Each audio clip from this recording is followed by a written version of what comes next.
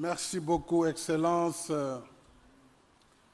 Messieurs les chefs d'État, les chefs de gouvernement, chers amis, Monsieur le Président de la Commission de l'Union africaine, Monsieur le Président du groupe de la Banque africaine de développement, Monsieur le Président de l'Assemblée nationale du Sénégal, Monsieur le Premier ministre, Monsieur le Président du Conseil économique, social et environnemental, Mesdames, Messieurs les ministres et chefs de délégation, Excellences, Mesdames, Messieurs les ambassadeurs, distingués participants, je voudrais saluer parmi ceux-là nos honorables invités, Monsieur le Président du groupe de la Banque islamique de développement, Monsieur le Directeur général du Bureau international du travail, Mesdames et Messieurs, en vos titres, grades et qualités. Après Dakar 1 en octobre 2015, le Sénégal se réjouit d'accueillir à nouveau, en partenariat avec le groupe de la Banque africaine de développement, la deuxième conférence internationale de Dakar sur l'agriculture et la souveraineté alimentaire. Souveraineté alimentaire s'entend également par la résilience. Je souhaite la bienvenue et un agréable séjour à nos hôtes. Merci à tous et à toutes d'être venus nombreux.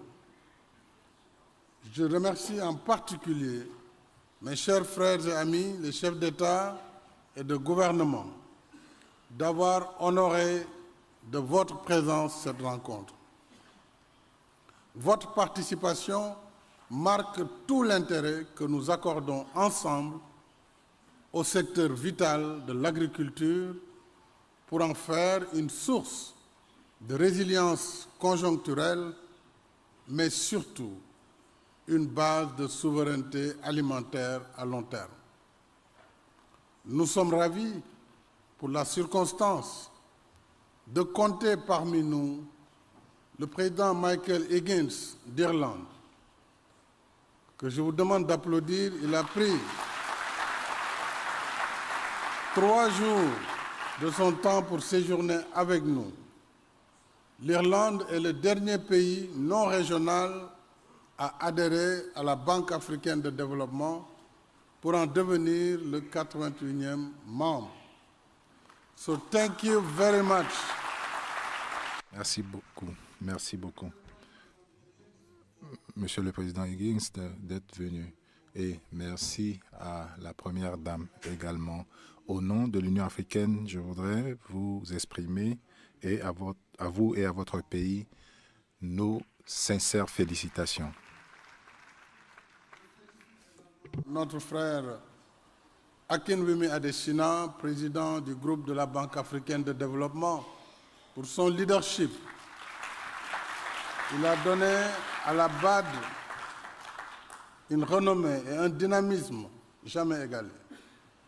Il est co-organisateur de la conférence pour la priorité élevée qu'il accorde et qu'il a toujours accordée à l'agriculture, mais également à la sécurité alimentaire.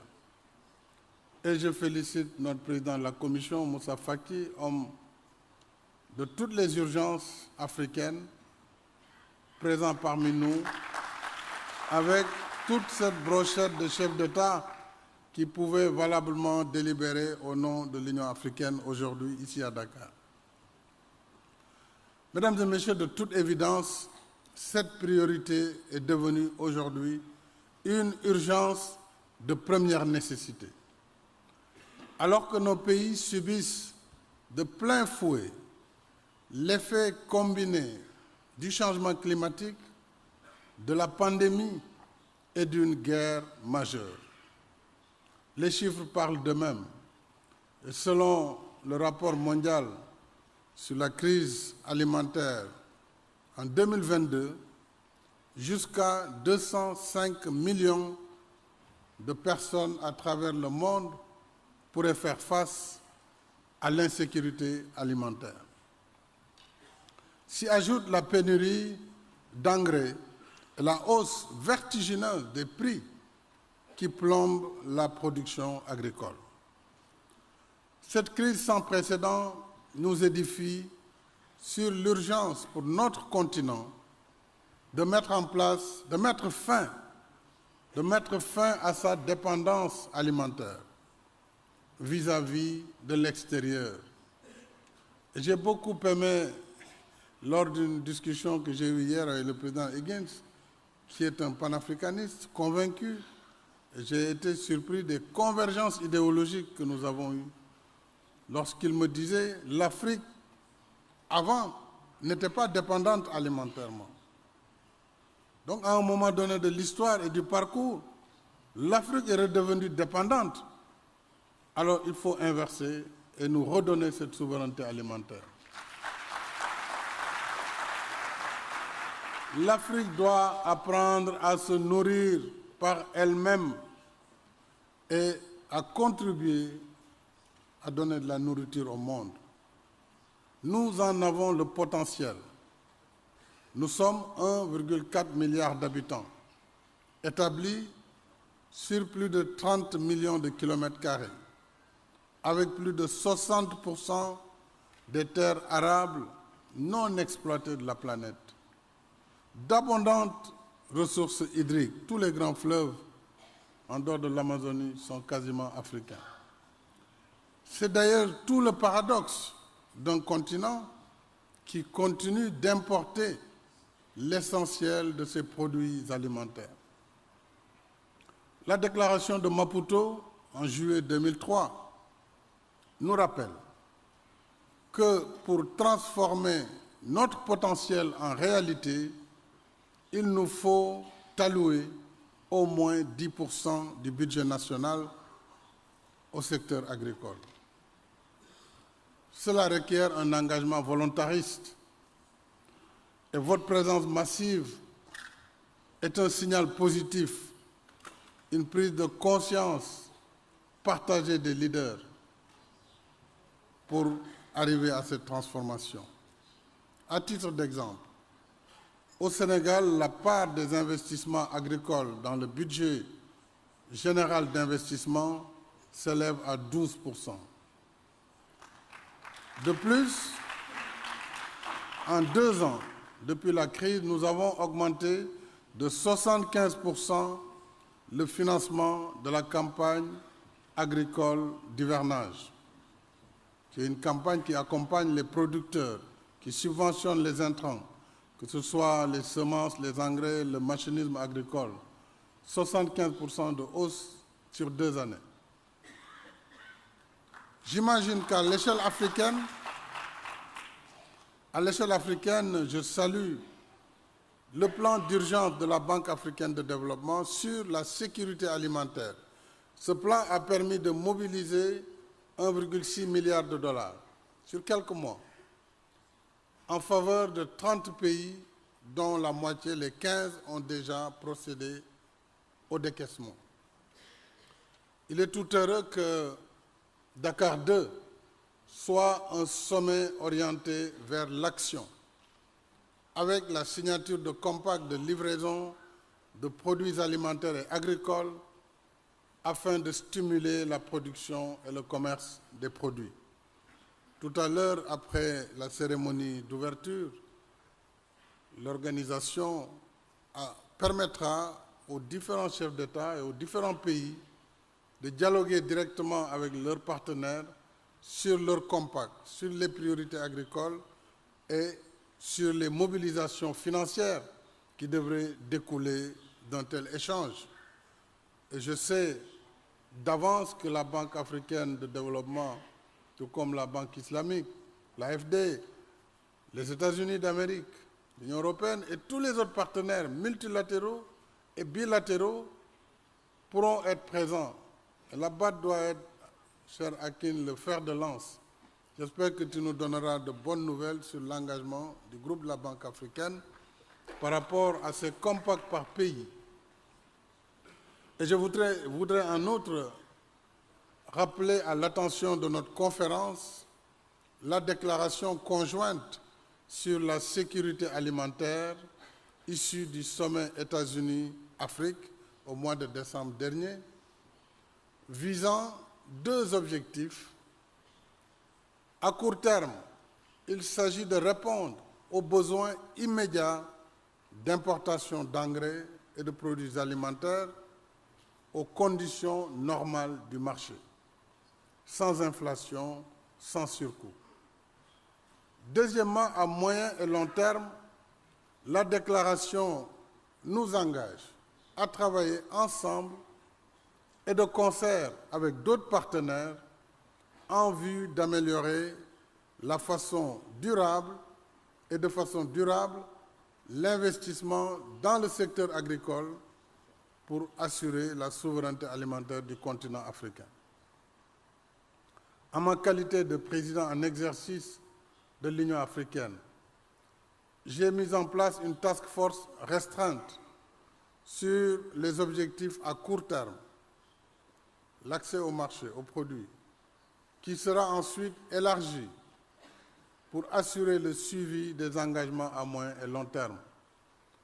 En relation avec le président de la Commission, cette task force qui s'est adjointe une éminente personnalité de l'Union africaine, le Premier ministre Haïlé Mariam Desalegn, qui dirigeait la task force, qui est là parmi nous, ancien Premier ministre d'Éthiopie, M. Strive Massivira, qui également fait partie de la task force, ainsi que Mme Vera Songwe et M. Daouda Semben, travailleront désormais avec le Premier ministre Hassan Mayaki, qui a dirigé le NEPAD pendant plus d'une dizaine d'années. Et tous les autres pays seront invités à rejoindre cette task force pour engager la discussion avec nos partenaires. S'agissant maintenant de nos partenariats de façon générale, il me semble important que les différentes initiatives en direction de l'Afrique soient mieux coordonnées au plan continental pour qu'ils soient en harmonie avec les 4 piliers de notre programme détaillé pour le développement de l'agriculture en Afrique.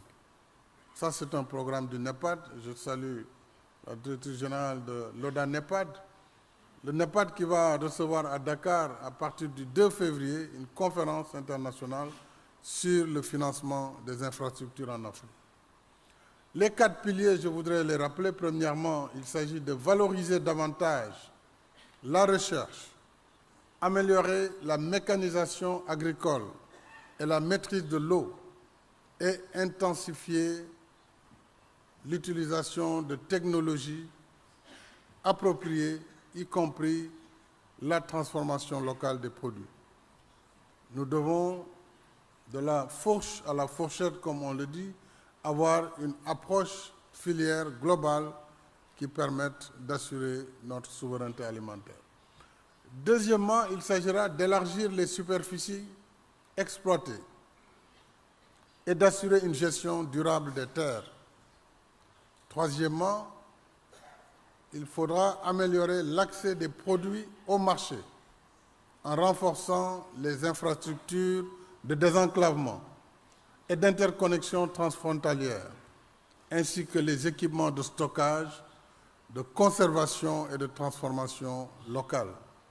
Il faut rappeler qu'en Afrique, jusqu'à 40% de la production, souvent, est perdue faute de stockage et de conservation adéquate.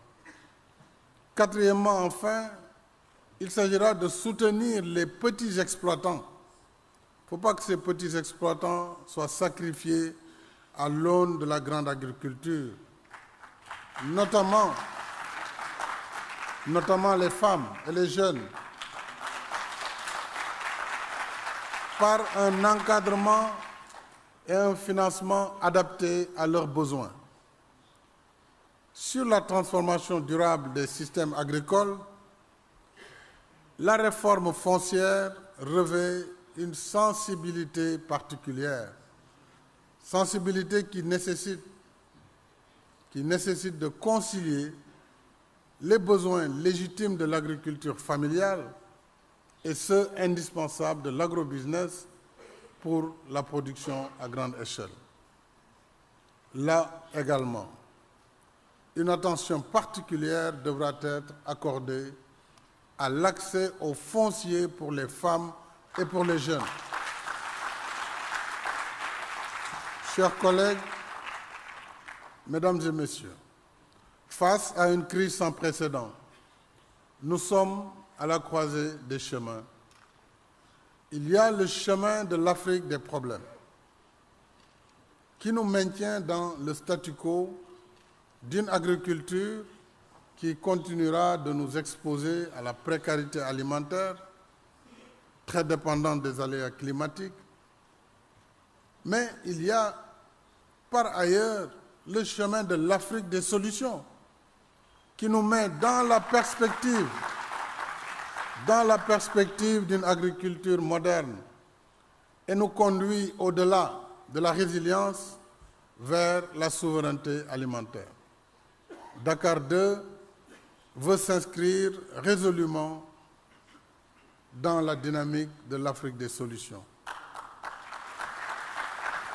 Une Afrique donc qui puise dans son énorme potentiel pour se nourrir par elle-même et aider à nourrir le monde.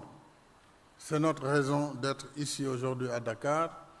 Nous voulons rester combatifs, résolus à surmonter nos obstacles pour relever les défis devant nous.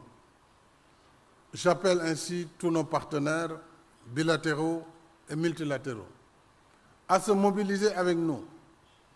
Et c'est le moment de faire des actions pour faire de Dakar 2 un véritable sommet de l'action, afin de réussir ensemble le pari de la production agricole et de la souveraineté alimentaire en Afrique. Je déclare maintenant ouverts les travaux de la deuxième conférence internationale de Dakar sur l'agriculture et vous remercie de votre aimable attention.